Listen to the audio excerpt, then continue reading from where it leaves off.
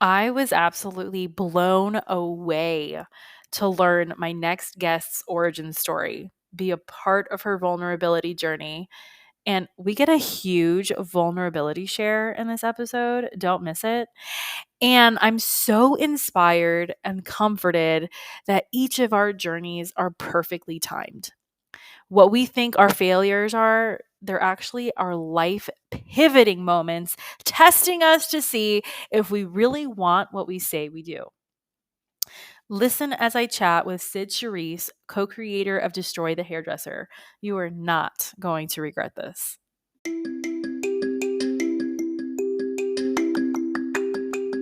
Are you a beauty or barber pro looking for that push to do that thing you've always wanted to do, whether it's in or out of the salon, spa, or shop? Are you tired of not feeling good enough, smart enough, skilled enough? Are you tired of not getting a handle on your mental health, boundaries, and insecurities? I'm Christine Sherwood, the BeautyPro coach, an internationally certified coach, a salon and spa owner, and your personal Jiminy Cricket. I use my own experiences, good and bad, as a salon owner to help you be more self-aware, authentic, and forward-thinking in your approach to life, in and out of the salon. It's time to reach your version of success with the BeautyPro Coach podcast. Hello, Miss Cyd. Hi. I am so happy you're here. Listener, Me too. if you don't know who this fabulous woman is, she is the co-creator, co-founder of Destroy the Hairdresser. I think people And know my voice more than my face, which is fine. and you know what? Your voice matches your face. Just so you know. Good news. And you are in Chicago, right? I am in Chicago, yes, for Okay. like 6 more months. I don't know when this comes out, but till Okay. the summer of 2024. Okay. And then I've been stalking you on Facebook or Instagram, of course. And how you feeling Oh my God. About which part? about all the things, I know you're Yes, trying to be more vulnerable, and this is like the I perfect place to do am. so. No, I was actually so excited to do this episode after launching kind of how I wanted to rebrand myself in Oh, 2024. Um, you know, my wife is pregnant. The baby might be here by the time this comes out. So I have no idea, but um we're really excited and I am actively trying to get pregnant as well. So I've been sharing a little bit about my our IVF journey, which is because it's our IVF because I'm actually carrying her embryo. oh, So it is not my genetics. I'm carrying my wife's egg essentially. oh. And I am trying to be more vulnerable because I did not know shit about this process. Like, I Googled things, but like, there's no one talking about it. Like, so Mm-mm. I was like, I know so many people are going through this. Like, I'm just going to start sharing my experience, good and bad, because Mm-hmm. I think that it's okay to talk about it and it's okay to be Mm. vulnerable. And I'm really leaning into talking more about my passion projects, which is social media and marketing, Okay. which I love. So that's what you're going to hear from me a lot this year. I love that. I love that because our industry for a long time has been very rigid, right? And like we don't talk Mm-hmm. about our kids, we don't talk about our families, we don't Mm-mm. do those things because we're here to serve others. And like that's even why we wear black because it's not about us, Yeah. right? It's about everybody else. And so for you to share Just that, really like wearing black, even though I I don't do agree with too. it. No, but I do too because it's so easy. And it's kind of effortlessly sexy. So Yes. tell us about who you are. Like, how did you get into this industry? How did you even get involved with Destroy the Hairdresser and your partner, David? Like, how did this even happen? Go. It's such a loaded question. And this is also something that I'm talking about more this year too, because Okay. I think people have known us at Destroy the Hairdresser for so long and they know our coaches. And we've talked about like our origin story with our students and on Mhm. our podcast. But again, like so many people miss those bits and pieces. So I really want to start sharing a lot of the start of the experience, because starting a business and creating a successful business is not easy. Mm-mm. And I think there's this big hoax out there on the internet where everyone is, look how successful I am. It's this easy. And no one's really sharing, like, no, it fucking is hard. And like, I think it's okay to talk about more. So when I was talking about being more vulnerable this year, those are the things I want to share with my listeners and my followers and my students, because I want them to know they're not alone, that you can be super successful, you can be growing, your numbers can be elevating, and it can still be the hardest thing you've ever done in your life, on top of all the personal stuff too. Who is Cyd Charisse? Is that what you asked So me? who are Okay. you? My name is Cyd Charisse. I was named after the dancer. A lot of old people know who she is. So I love when like a little like old man in his 70s comes up to me and is like, oh, were you named after the dancer? And I'm like, I was. I actually had to wait till she passed away, and to be able to buy and get my website of Cyd Charisse. Like they finally released it. Like, so I own it now. Like I have cydcharisse.com. Like it is me. Wow, that's kind of cool. I was like, I want it. And I grew up in Florida. I was born and raised in Tampa, Florida. And I'm in Florida. I'm a Florida girl. What part of Florida are you in? Oh my God. I'm directly across. I'm in Port St. Lucie. Okay. East Coast. My wife grew up in Miami. Oh my God. That's where I was born. Okay. This is great. Continue. So I'm a Florida girl through and through. I'm very proud of it. Despite anyone that has never grown up in Florida, they don't know. Is like, why are you proud of that? And I'm like, you have no idea. Like, they don't get it.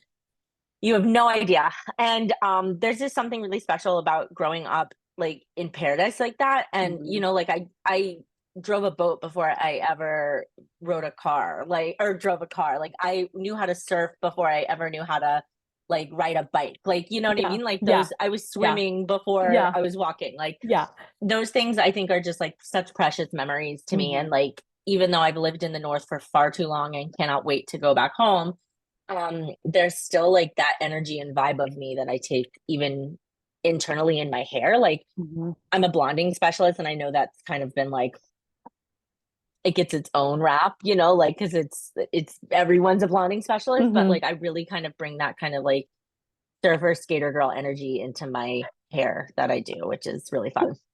I love it. I was actually, I grew up like very much a tomboy.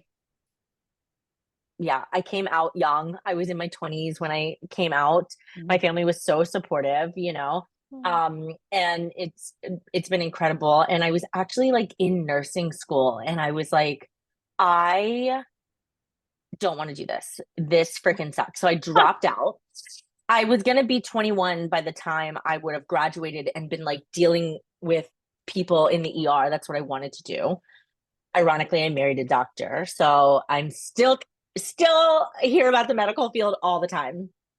And I started to like really have a lot of like pain. This was like when I was like 18, before I came out, and I started to have a lot of like, I felt like a lot of my childhood trauma, a lot of the things were coming at me that like I didn't know how to handle. I was suppressing my like identity. I was suppressing who I wanted to be. And I got into like the party girl scene and was very much heavily into doing drugs and partying, because that was my way of suppressing everything. And I had a horrible experience. I actually overdosed and my heart stopped. And I had to go through extensive like speech therapy and rehab. And it was the best thing that has ever happened to me. Like, hands down, best thing that ever happened to me. One, it scared the fuck out of me. Like, there was no relapsing ever again. Rightly so. Like, that scared me so bad. And I've actually never talked about this publicly, and I chose to talk about it today as part of my being vulnerable to the world. So like, I'm really excited to do that here on your podcast, which is really cool. I am so honored. I am so honored. Yes. Thank you. I know talking about these things is really heavy. Mm-hmm. And you know, it can trigger anybody, right? And so Yes. like thank you for sharing.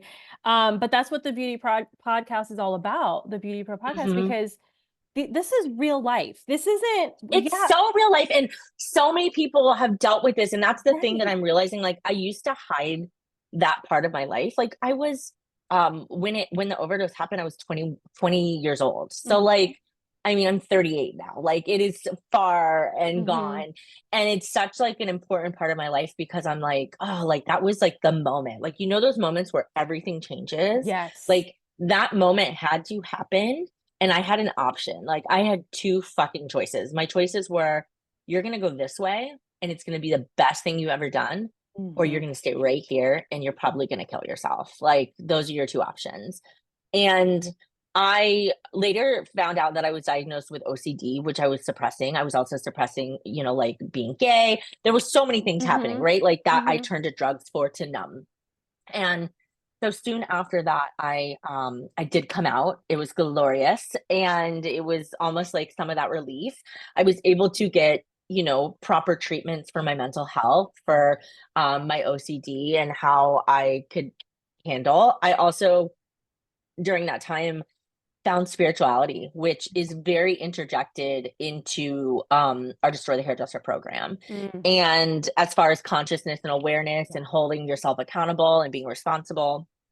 And I had a life coach very young, like throughout all of my 20s, which completely, without a coach, I don't know where I would be today. Like, I still have a coach.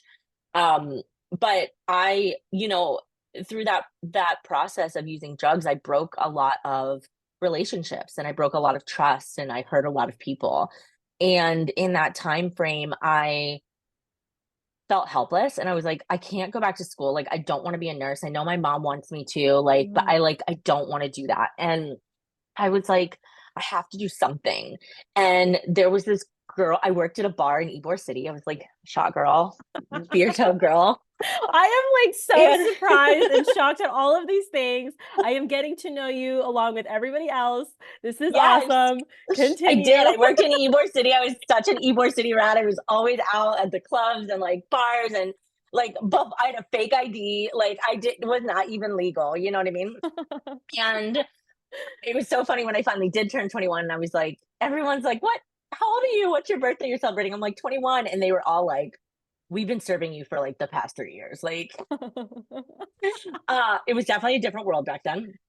But I had an option, and there was this girl that I knew that worked at the bar with me, and she went to Aveda, and I literally reactively my mom was a hairdresser. So like, I grew up in the salon. I never wanted to be a hairdresser. I watched my mom have carpal tunnel, bad knees, not make any money, have nothing to show for a 30-year career. Like, being a hairdresser to me at that time was the lowest of the low. Like, you couldn't, why would you do that? Right? Like, there was nothing out of it. So I panicked and was just like, well, I'm going to go become a hairdresser and makeup artist as a way to get out of the bar scene, to make money so that I can go back to nursing school. Obviously, I never went back. Right. So I went to Aveda down in St. Petersburg. And this is around 2007, 2008. And I fell in love. Like, all the pieces came together. I was able to be queer and creative and artistic, and I could express myself, and no one judged me for anything that had happened in my past. And I excelled like really fast. Like, I was smart and talented there, and I loved it.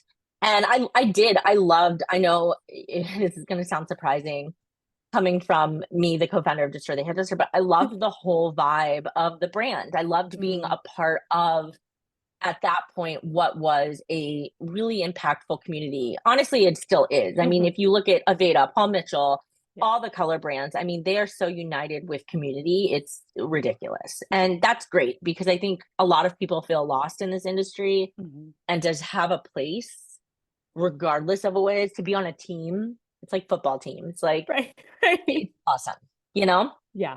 And I think those things are so important to have that. I excelled really quickly. At the time, they were playing around with a program. It was called the master's program, which eventually down the road became part of the actual whole entirety of the curriculum. But at the time, it wasn't something that was offered. And so essentially they were training we graduated at a certain point. We would go get our licenses, but we would decide to pay more money and stay in school. And essentially they were training us to be mini educators. So when we came out of school, we were so heavily trained in technique and so like almost robotic that like we could go and teach these trademark branded haircuts to anyone. And so that's what I did. I went into a salon first off and I was teaching and it was awesome. Like it was an awesome experience until I was fired for being gay. What?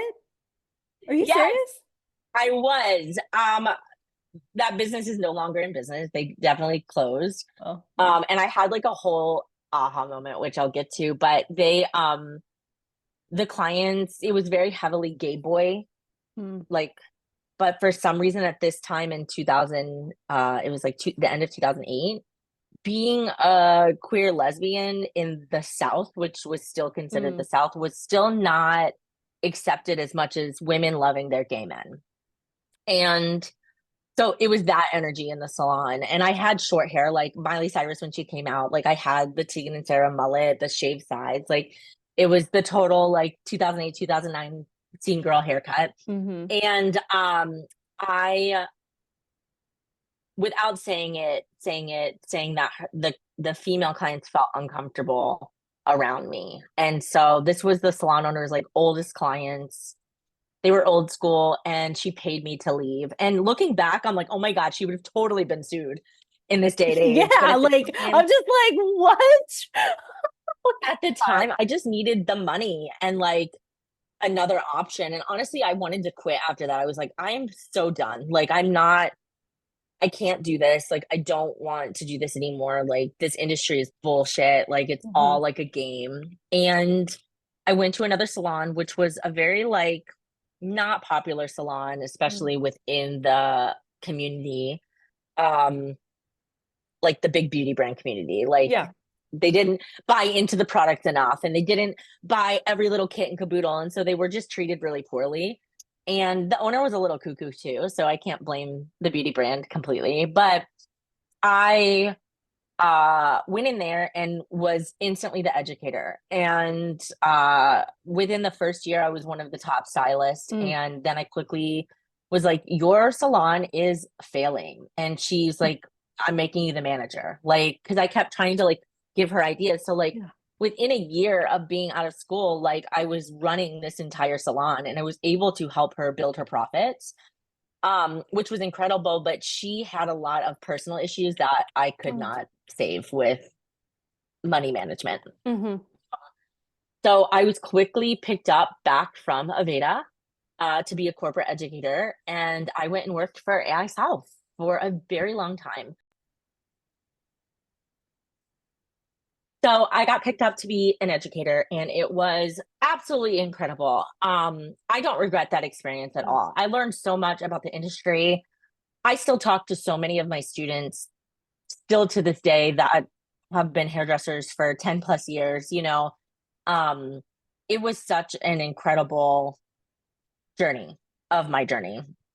But something that I realized was how much power big beauty brands had on small businesses and how a lot of small businesses would go out of business because of that power of control and wanting to, you know, you had to invest this much money and you had to meet these numbers and you had to have this standard. And it was almost like the cool kids club. And I understand from a business perspective, wanting and having expectations to your brand being in other people's businesses. So I don't fault the initial idea, but where it went was, this is the way to be successful. And this was like all brands. It wasn't just the one.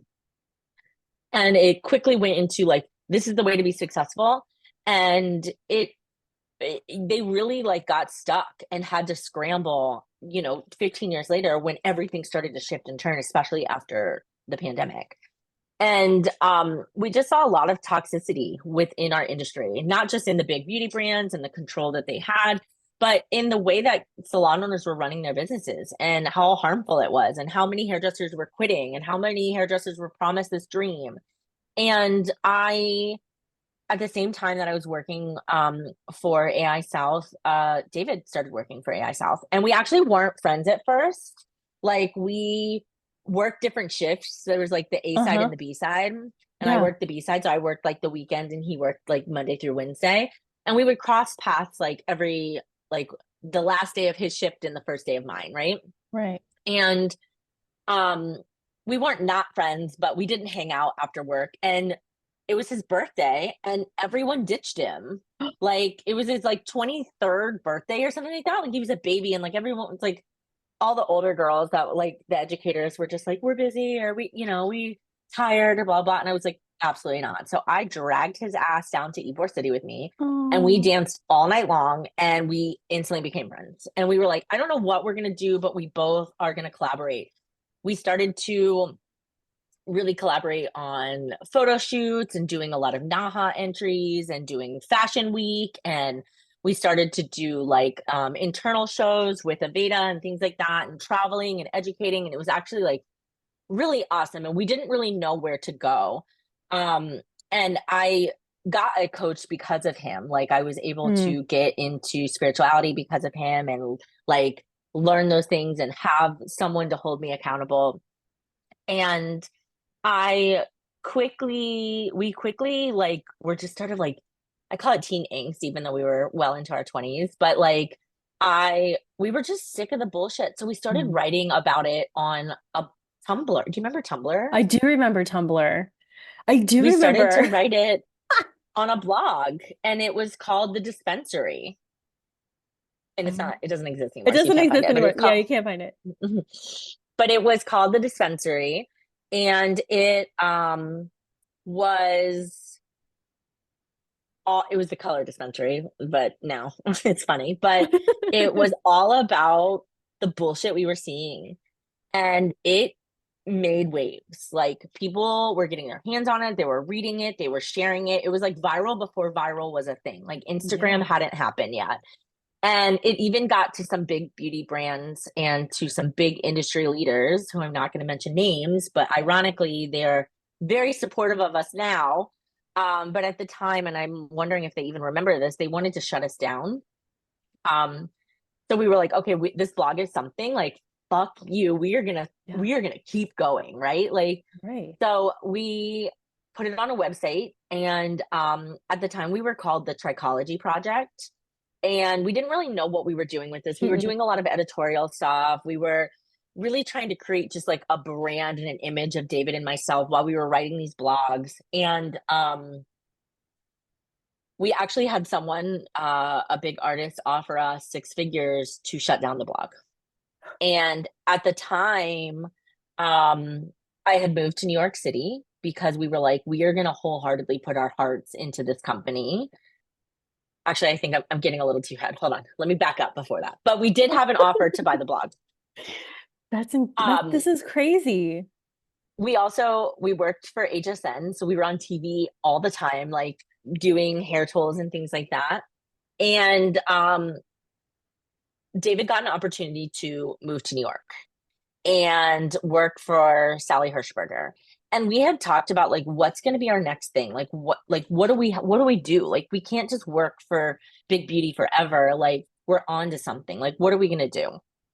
And so, he moved first. And at the time I was married, and my wife and I split up soon after. And it was also like the most beautiful thing that can happen, because if I hadn't gotten a divorce, we would not be sitting right here, like, at all. And I packed everything I had and moved to New York.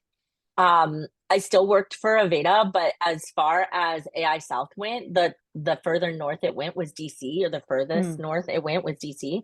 So I would 3 days a week, or on a Sunday night, I would get on a train at 3 in the morning and I would go into DC, and then I would stay there for 3 days and then get on a train and go back and live in New York and work on Destroy the Hairdresser and work in salons and do all of the things, right?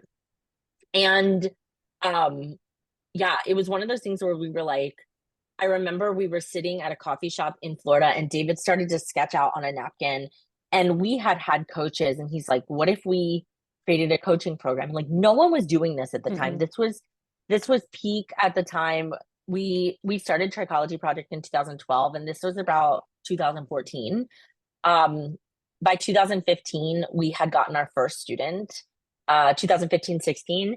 And I had moved to Brooklyn and lived with David, and we lived in like a 5-bedroom apartment. My room was like 5 by 5 feet. Like, it was so tiny. It was like $1,000 a month. Like, and we lived with like 5 other boys. Like, it was just like, we were all like entrepreneurs. It wasn't like a crazy like party house or anything like that. Like, we were all like ships in the night, like working. And but slowly but surely, each person started to move out, and we just like never filled their room, to the point that like David and I were able to like get to a place to be able to afford this entire apartment on our own.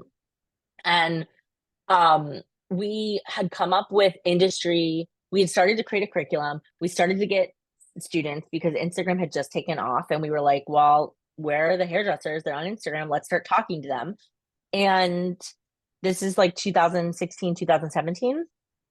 And we started to get more students, and we started to go into as many salons as we could and just like start sharing our ideas of like, we want to experiment with this. We want to try hourly pricing. Like, I'm going to work for you, but not the way that you want me to work for you. Like, I'm picking my own schedule. I'm picking my own prices.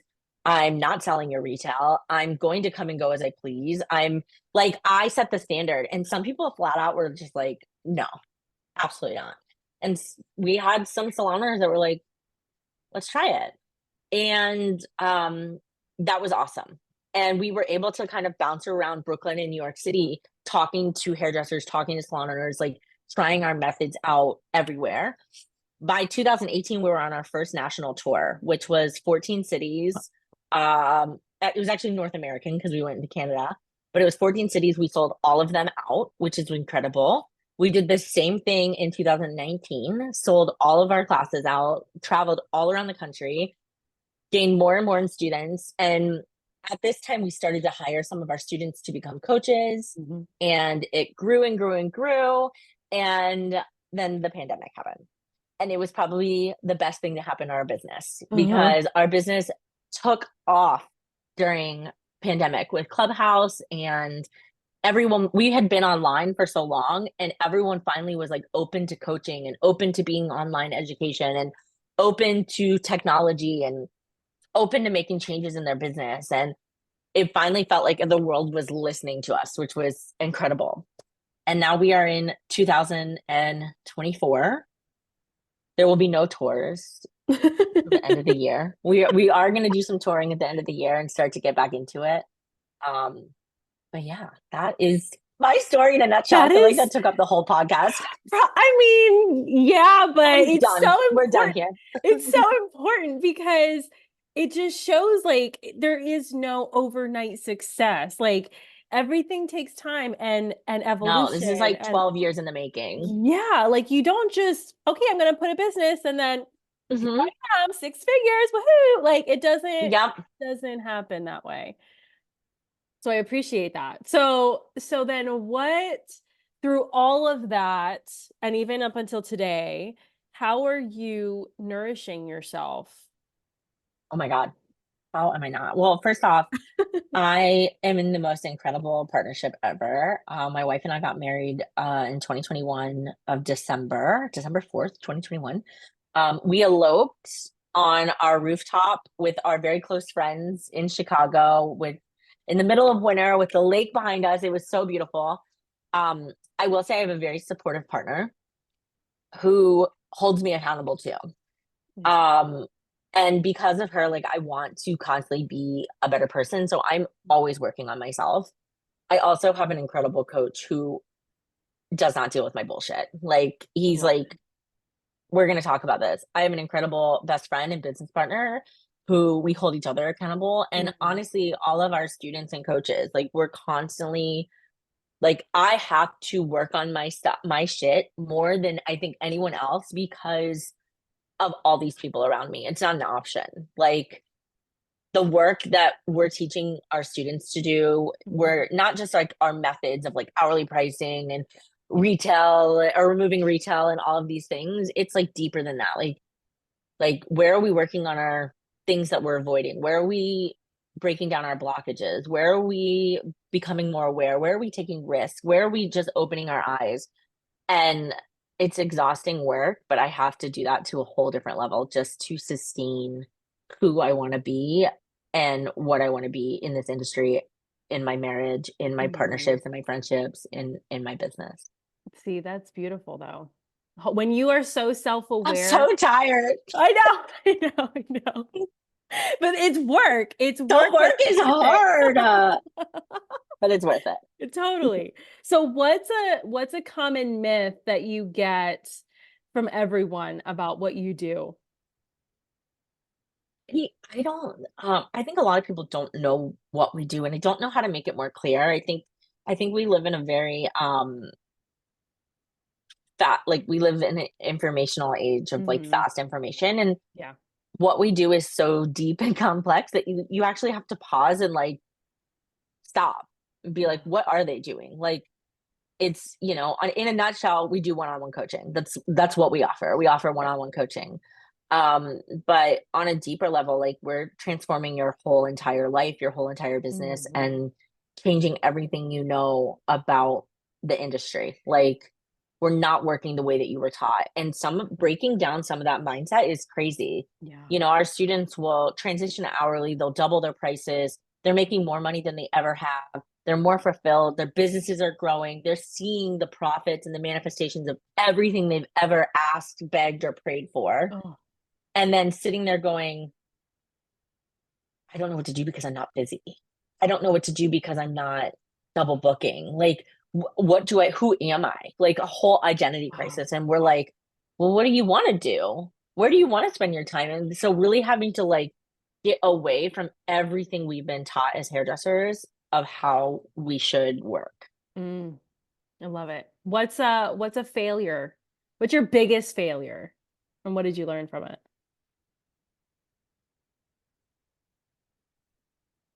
It's a tough one because there's so many, right? Right?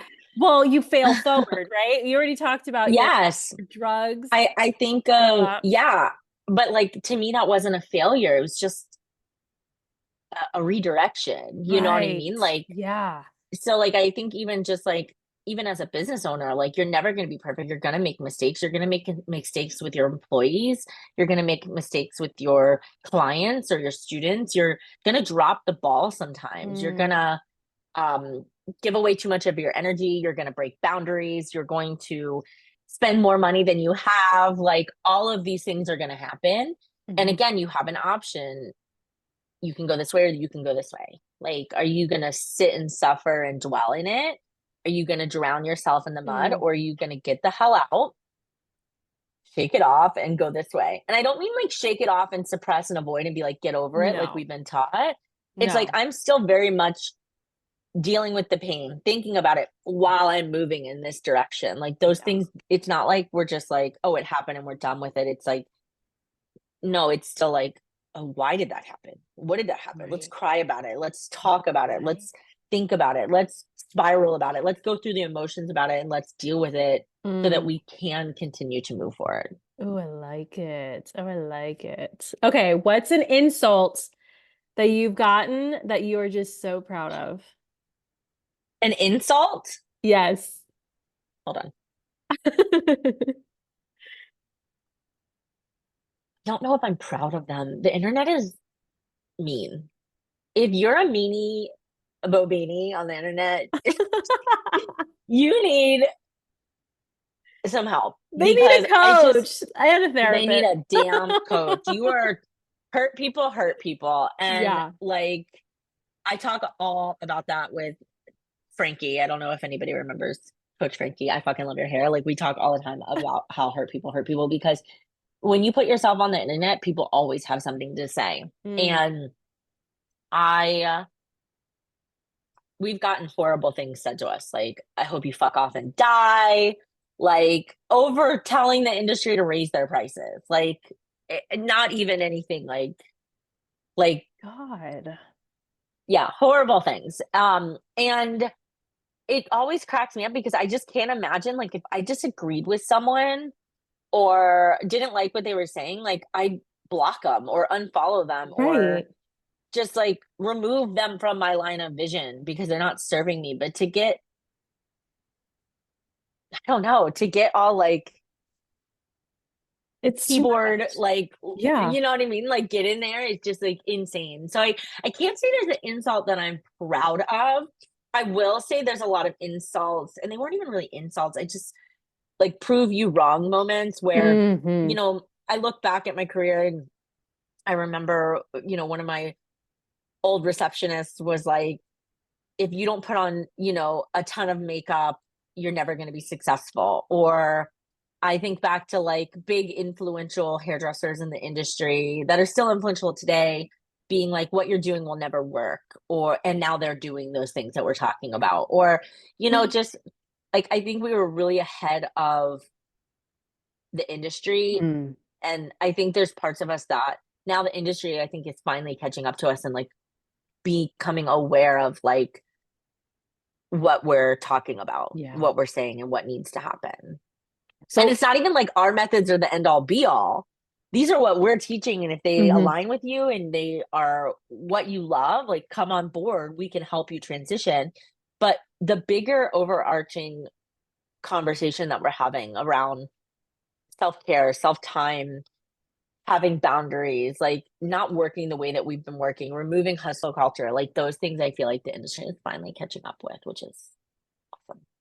So being a hairdresser, being a coach, being in this industry for a long time, what is a lesson that you have learned that you wish, you know, lawyers and doctors and mailmen would take a hold of and learn too?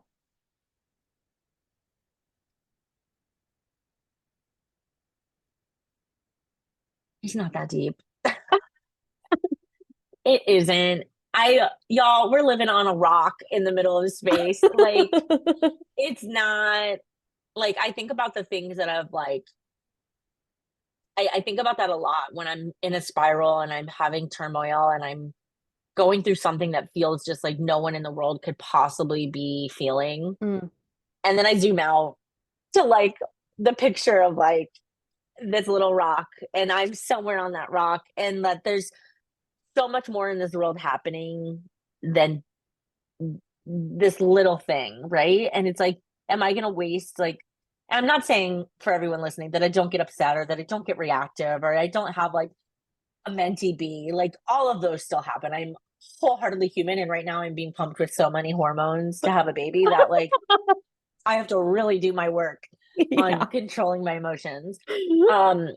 And there's nothing wrong with any of those things, but I do have those moments sometimes where I'm like, am I going to waste like my whole day? Like, this could be my last day on earth. Like, am I going to waste it being worried about like what someone said to me on the internet or what someone said to me in a text message, or if someone doesn't like me, or if someone's mad at me, or it's like, no, like I'm going to like put my freaking phone down and I'm going to go be with my wife and my family. I'm going to call my best friend and I'm going to go for a walk and like those things. So like, I mean, just anybody that is in a business or anything like that, just like you don't have to work in that business forever. You're not stuck. You're not trapped. Like, it could be your own business. It could be working for someone else. Like, I think just remember that like you only get one of you and you got to put that first. I like that. So what do you want to be remembered for? This is a deep question. I rarely ask this question, but we've covered so much, so I have to ask. I really want the industry to look back and see how our company really did change the industry. Like, we have so much more work to do. I hope this is like, just the beginning. 80 years from now. Yeah. Because I'm hoping modern technology will keep me alive longer. Yeah. But I really do, at the end all be all, like, honestly, like, on professional standard, I don't even care if it's because of me. I want the industry to do things differently, like how we say salon differently. Like, I mean, it doesn't have to be so emotional. But on like another, I just want to be remembered, like, to my kids is like, and my wife, I don't know, just like good mom, funny stories. Like, I think about everyone that I've lost in the past couple years. Obviously, like COVID, I lost like 6 people during that time. And I still talk about all of those people constantly, one of them being my dad, like, so I just feel like we just got to keep talking about those people and like remembering them. And I just hope that I have people that love me enough around me that like they want to keep talking about me all the time. Yeah. Okay, so we're like, I'm so with all of this stuff. This is probably one of the more emotional episodes for me, but I feel like I'm like laughing and having a good time. No, I'm cracking up because I'm just like, But anyway, okay, so we're coming towards the end, but what's a question that you wish I asked and how would you have answered?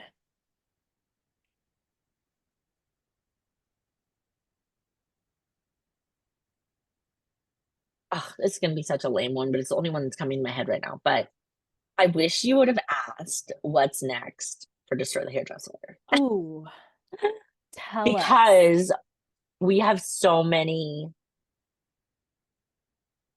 we're a coaching company, but like we got to a point where we're just like, why can't we solve more problems? Last year in 2023, we started having big conversations about one of the biggest issues in our industry, which was healthcare. And so we were like, all right, we've solved a bunch of other problems for the individual, for the salon owner. How can we make more big industry shifts? And so that was something that launched and has been incredibly successful, hairdresser healthcare. And it's still going, it's still growing. If you're listening to this and you need healthcare, go to our website, destroythehairdresser.com. It's there. We've made it affordable, no deductibles. Like, we've been able to have these conversations. We are not insurance agencies, or agents, but we are fighting for every hairdresser that needs insurance.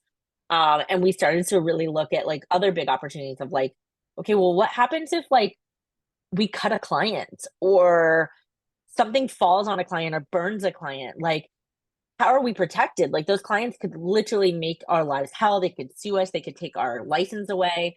Like, accidents happen sometimes. Or what if we fried someone's hair? Or, I tell the story all the time. Like, my mom literally with a razor chopped some lady's earlobe off when she was a hairdresser.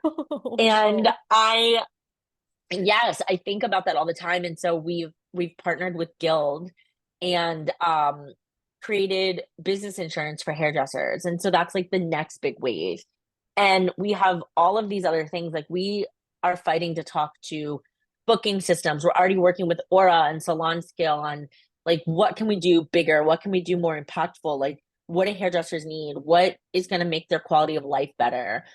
So we're constantly championing and fighting for conversations with anyone who will listen, even outside of our coaching, right? To just really, truly make waves within the industry. And we are launched something that I can't talk about yet, but it's coming out in March that no other coaching company is doing. I will say that this episode comes out in March. Perfect. Okay. Well, then everyone that's listening, you've probably already seen the news, or maybe you're running to our website to see, but we have like redefined the expectation and the bar of what hairdressers should get when they join a coaching company and what they're investing their money in. So that's all I can say now. Okay. But okay. I tried very smooth, but it did not happen, but that's okay. Oh my! Just in case it doesn't launch in March, I don't want to like No, that was good. You know. That's a good, no, that was good. Good. Oh my goodness, Cyd, thank you so much for being on here. Oh my God. Thank you. I feel like I've talked the whole time, and It was I hope fine. I've answered all your questions. Oh no, it's totally fine. Listener, if you loved this episode, please, by all means, rate it. Leave your comments on YouTube. What was your favorite part? Message Cyd on what she has. Come message me. Talk to her. All of her information is going to be in the show notes. And until next time. I hope you were cracking up with us too.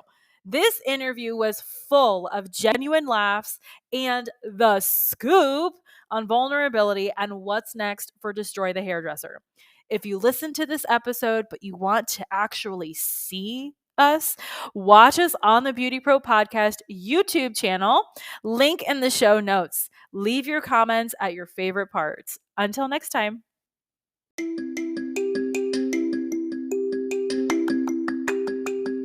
If you loved this episode, subscribe to the BeautyPro podcast on Spotify and Apple Podcasts so you never miss an episode.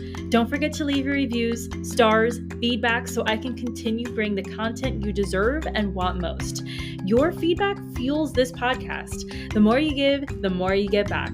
You can follow me at The BeautyPro Coach on Instagram and Facebook. Want to contact me directly? Email me at befree@goldentruthcoaching.com.